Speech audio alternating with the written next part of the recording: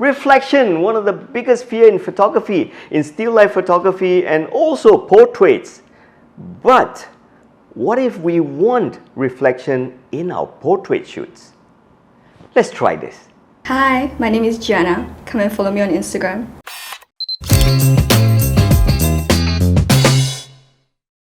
So there's no reflection because there's no light lighting her up. It's like a mirror. If there's no light on the subject, then you will never get the subject lit up on the reflection. Right? Two important things that you got to do here. Number one, make the background really dark. When your background is bright, you don't see the reflection because there is no blackboard.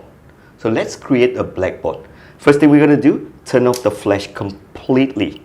We're not going to have any flash. The room is about ISO 400.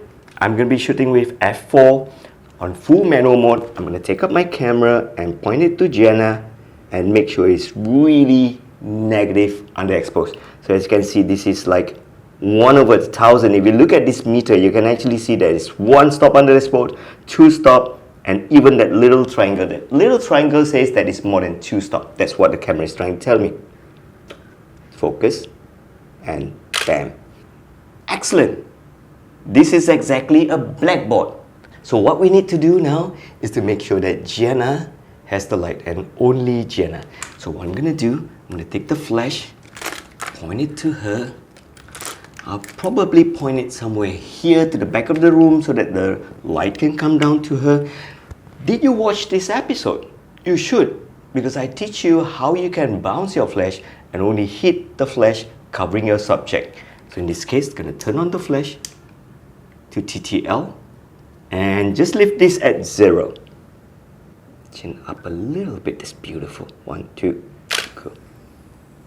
Oh, look at that. That's how you get a reflection. Compare this shot and this shot. So this doesn't work out because there is no Blackboard. There's no blackboard.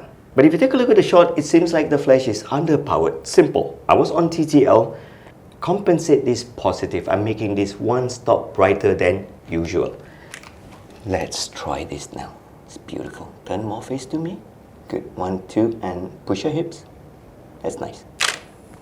There you go. Brighter Gianna. But I believe this is a little bit too dark now. So you can increase your ISO. Let's make her brighter. Good. And thirdly, this is a bad shot because you set out to get reflections and you cut off the reflection. Composition wise, try to get the whole reflection. So I'm trying to get Gianna and also the reflection. So go back a little bit. Nice. Look at this. This looks like 2 Gianna. You know what?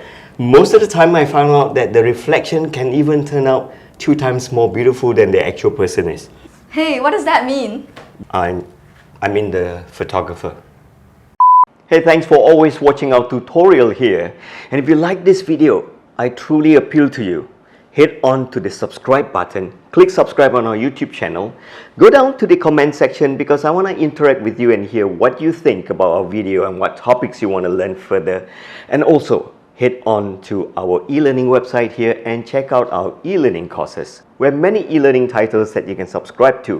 One of the most interesting, Flash Photography 2.0. This is a completely new course that we just launched, a whole reboot of how you can use flash in modern photography with modern flashes, with optical wireless trigger and mirrorless camera systems. New content. So I hope you subscribe to this channel and my e-learning courses. So I see you soon.